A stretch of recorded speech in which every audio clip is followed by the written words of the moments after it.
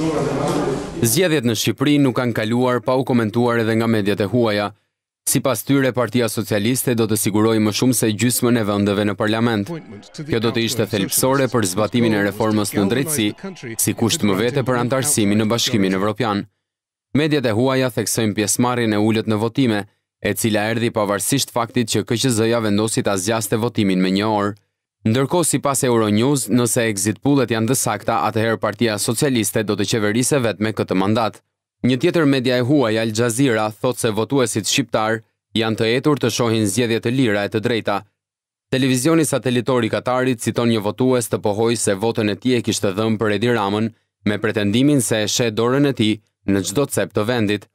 Një tjetër shprehet se pret që liderët shqiptar të vënë në jetë atë që premtuan gjatë fushatës. Mediat gjermane kanë kushtuar edhe ato vëmendje zgjedhjeve të 25 qershorit.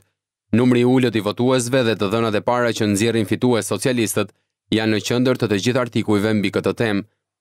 Agjencia e lajmeve DPA vëren se Partia Socialiste është me gjas fituesja e këtyre zgjedhjeve dhe sipas saj mund të dalë fituese me deri në 79 mandate. Nëse kjo verifikohet, shkruan ajo, socialistët mund të qeverisin të vetëm, siç kërkonte kryeministri Rama gjatë fushatës.